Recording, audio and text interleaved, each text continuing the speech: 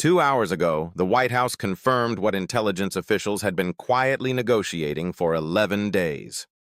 A 2-week ceasefire between the United States and Iran, effective immediately, with preliminary talks scheduled in Islamabad. No conditions announced. No framework released. Just a pause, handed to the world like a pressure valve on a pipe that was already rupturing. And the markets responded not with relief, but with confusion. Because the ceasefire did not fix the problem. It only paused the bleeding.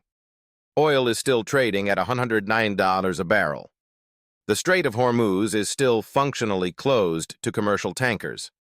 And the structural damage done to global energy supply chains over the past 37 days is not something a 2-week ceasefire reverses.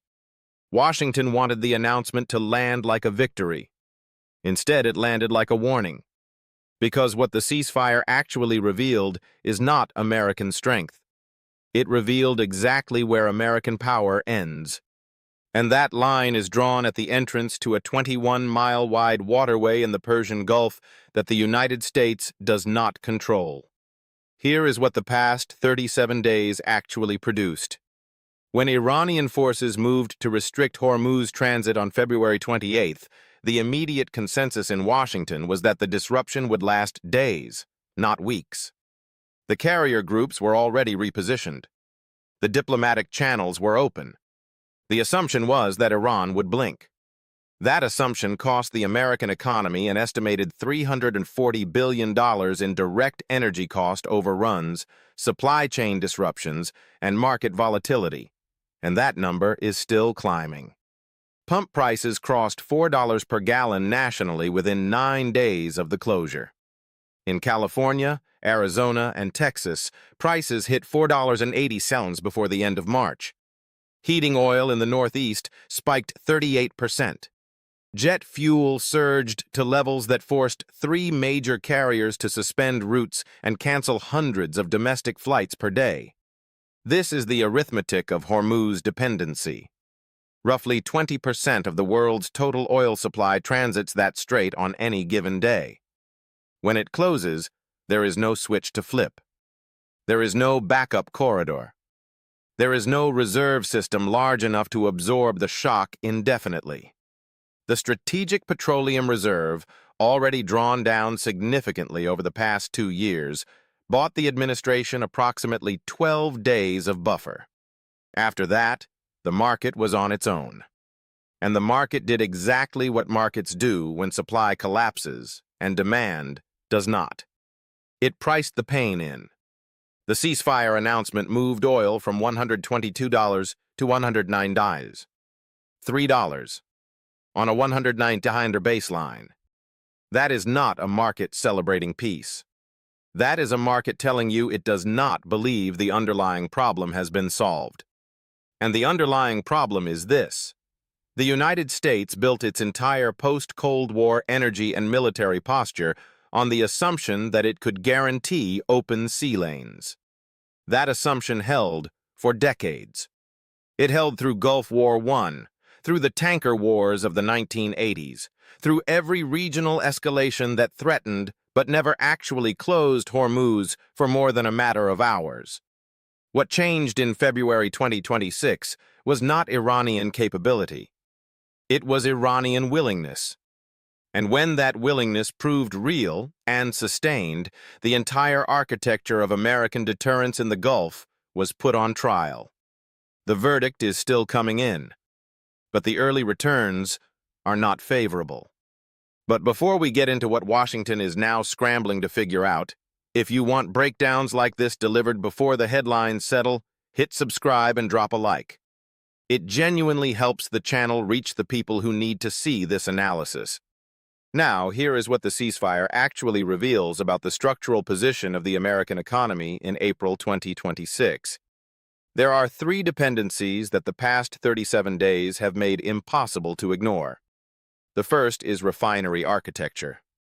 American refineries, particularly on the Gulf Coast, were retooled over decades to process specific grades of crude, medium and heavy sour crude from the Gulf region and from Canada.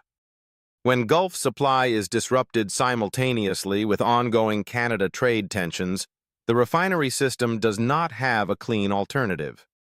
Domestic light, tight oil from shale formations is not a direct substitute for the crude grades those refineries are calibrated to run. Switching feedstock requires equipment modifications, time, and cost. The industry has been saying this for years. Washington has been choosing not to hear it. The second dependency is financial. Oil is priced in dollars.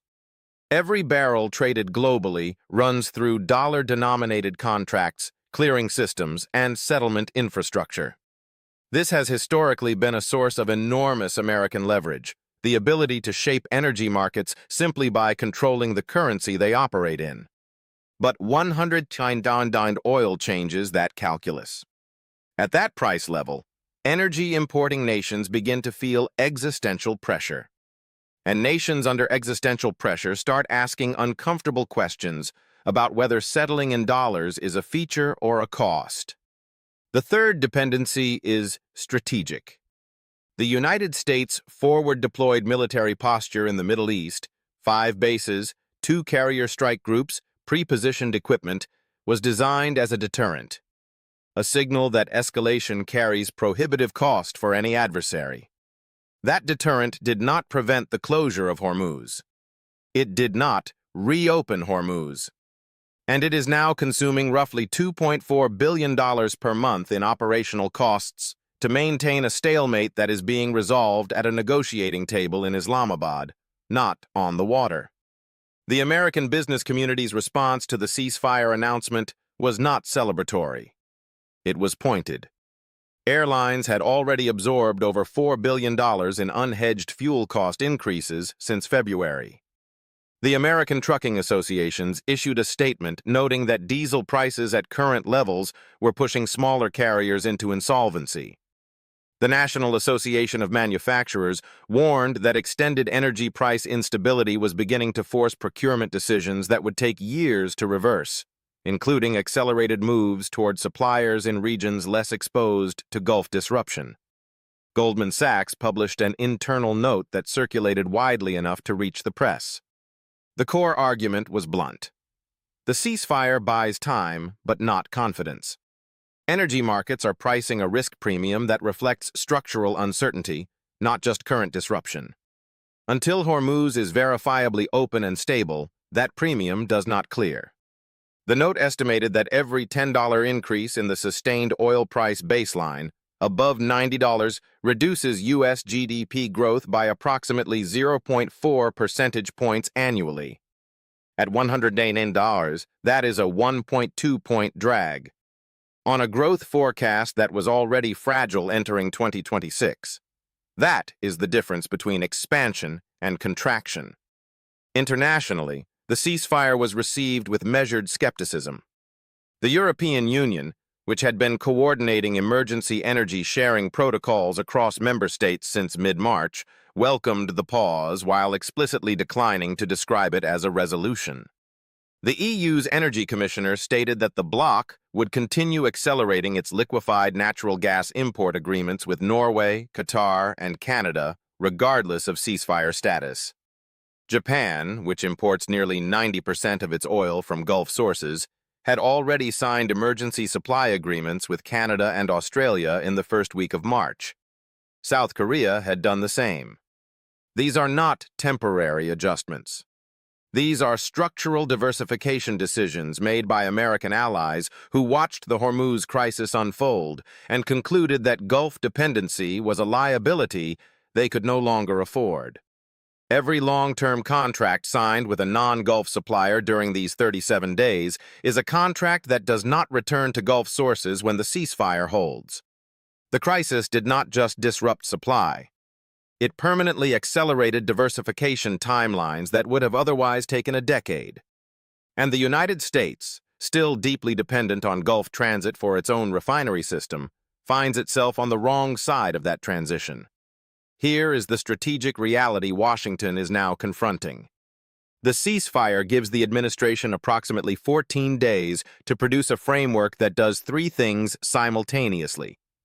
demonstrate enough diplomatic progress to keep oil markets from reclimbing toward $125, manage the domestic political pressure from consumers paying $4 plus at the pump, and avoid any concession in Islamabad that Iran or its regional partners can characterize as American capitulation.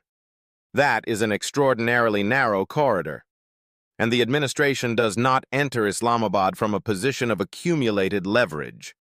It enters from a position of demonstrated cost.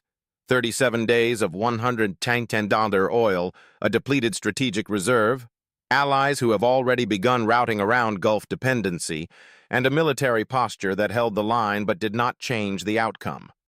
The market knows this. America's partners know this. And the negotiating teams in Islamabad know this. The ceasefire was necessary. But necessary and sufficient are very different things. 2 hours ago, the White House announced a pause in a conflict that has already done its most important damage, not to infrastructure, not to military assets, but to the confidence that American power can guarantee the energy security the modern global economy requires. That confidence, once shaken, does not return on the strength of a 2-week ceasefire. It returns only if the underlying architecture is rebuilt. And right now, Washington does not have a blueprint for that. It has a pause, and the clock is already running.